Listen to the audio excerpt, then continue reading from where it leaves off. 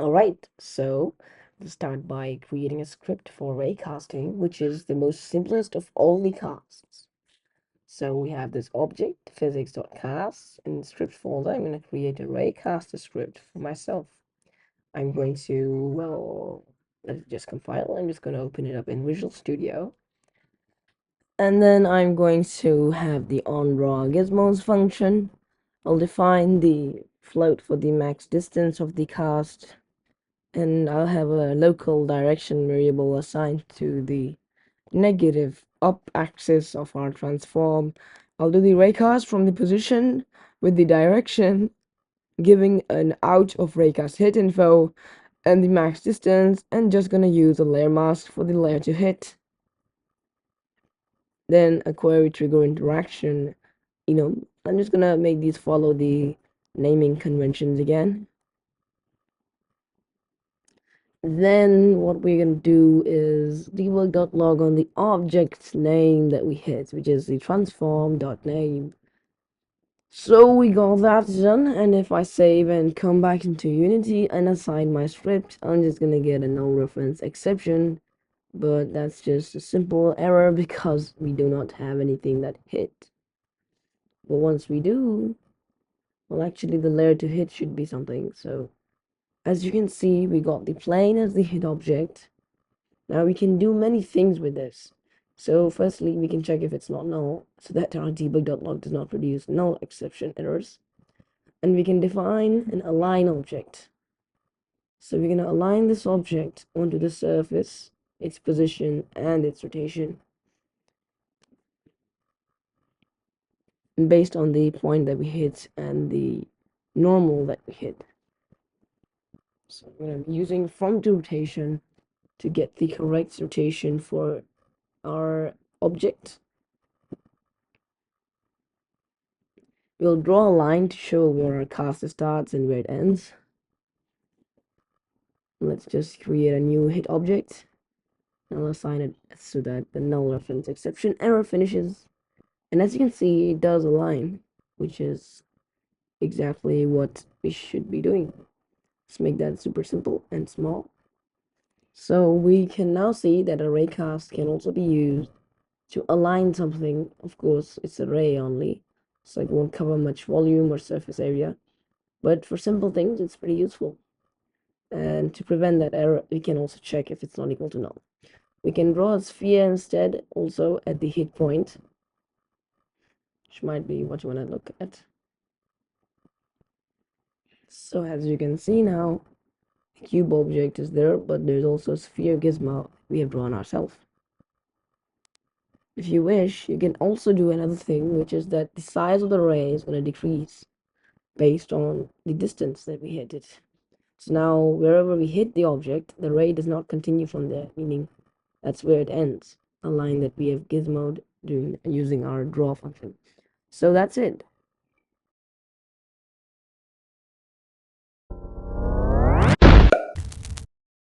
So the Spherecast, which is the second complex one, I mean easiest one in the second, we're gonna again have a new script for this with the max distance one more time. Then we'll also have a layer mask for the hit layer. We'll also need the trigger interaction, of course, which is very useful. And we'll use the onDraw gizmos for now again. We'll have a direction, the same, and we'll use the Spherecast, not the Raycast. And here we also need a radius for the sphere. Basically, it's gonna sweep a sphere in the, well, world, which you can't see. So we'll also have a sphere visual transform, so we can show where our sphere is. So I'm gonna show you that this volume can be quite useful for circular objects. I mean, it covers like a volume, not like a raycast. So there you go. I'm gonna be hitting. Actually, I can do a draw wire sphere, which is much better from the, well, actually center the sphere position, which we'll just define. I'm going to set it to the transform position plus direction times hit info dot distance minus the radius so that we can get correct height, so it looks nicer. And I'm going to enable everything, and actually we don't need to do this. That was just something that I thought I should be doing, but that's not needed. As you can see, the bounds of the sphere are perfectly aligned. Actually, there's something odd happening here. Let's see what it is that's disturbing our sphere. And as you can see, there was a cheeky random rock that we can remove as it's not needed anymore. So that's it for the Spherecast.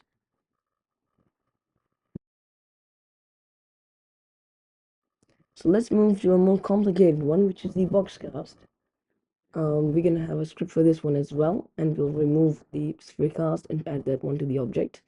Again, I'm going to be using the onlog gizmos, and I'm going to have the size, Boxcast size, not having, well, I'm not going to be having a simple radius, which is not going to work in this case. So we'll have a direction for this, which is minus transform up, and we'll do the Boxcast again and store the results, boolean value in the detailed value. We'll pass in the half extents, the center, and the quaternion direction, and the quaternion rotation, the max distance, and the layer mask, and then the trigger interaction. And just to rename to make this follow naming conventions. And then somewhere here we can also have the Raycast hit info, which our Boxcast is going to return to us next. So we can draw a cube. Now we don't have a draw box, which would have been much better because then we could assign the orientation. So we're gonna have to play around with the matrix, and we're going to use the TRS and assign the gizmos matrix to transform the position plus direction times hit info dot distance, and for the rotation we'll give the transform rotation, and for the scale we pass in vector 3.1.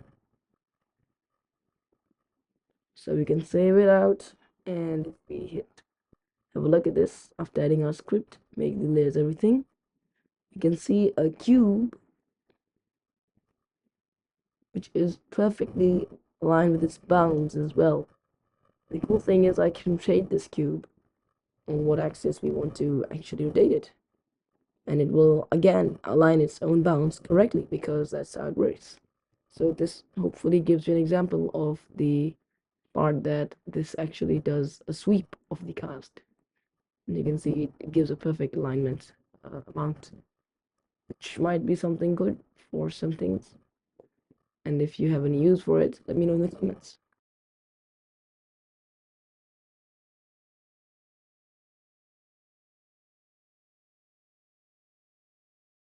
Here we go. I'm creating a new script for the CapsuleCast, and I'm going to define its height, which is by default to 1f, its radius, which is 0.5f by default, and I'm going to give it a max distance, which is again 10f. Then we have the transform, which is for the capsule visual. It's going to be a capsule object in scene. We'll have a vector 3 for the cast orientation. We'll also have a layer mask for the hit layer and a query trigger interaction for the underscore trigger interaction. So height, radius, max distance, capsule visual, cast orientation, hit layer, and trigger interaction. Now we're going to have a vector 3 direction for this, which is the same thing as all of the others. And then we'll have a rotation, which is from the Euler cast orientation. So this is supporting the fact that what if you want to, you can cast a capsule in different directions and rotations. So look at this, a bit of a complicated code for calculating the point 1, and now for the point 2. So this is required because our Physics.Casts does not accept anything except points, which is one top point and the bottom point. I guess that's how I go with it, or the bottom point and the top point. We'll pass in the direction, the radius first, and now we can also pass in like distance and hit layer and figure interaction, and we can get the hit info from this. So this will allow us to actually position the capsule visual correctly. So if we do not have this as null, meaning that we have an assigned capsule visual, then we will assign the position of the capsule visual correctly, like basically, yes. We use the method.min so that we get the best distance that we should assign this to. Then we can assign the position like that, and now the rotation as well is equal to the rotation that we had originally, that we defined for the cast. And then we can assign the local scale to a new vector 3, Actually, I would not want to do the new vector 3 here. So I'm just going to use this technique of defining one like that and then assigning each one alone. There you are. So now we can just assign the object to scale, the local scale. And then there you are. We can create a capsule for this. And we can call this the visual capsule and just reset this transform. And I'm going to add the CapsuleCast script to this. And there you go. You've got the capsule, which is now going to align based on its bounds. And you can see we can change the orientation, and look at how it's not going to go into any other object. It will always stay above based on its own bounds, which is very useful. And as you can see, we can set this to collide. As you can see, that was a trigger object. That's why I wasn't colliding until I set it. So that's it for the CapsuleCast. Finally, just make sure to subscribe and like. So this part of the casting just had the normal casting, which is Raycast, Boxcast, CapsuleCast, and well, Spherecast. There are going to be more videos on physics casting, which is going to contain the all versions, which is Raycast all, Boxcast all, Capsulecast all, and Spherecast all, and they're not allocated versions.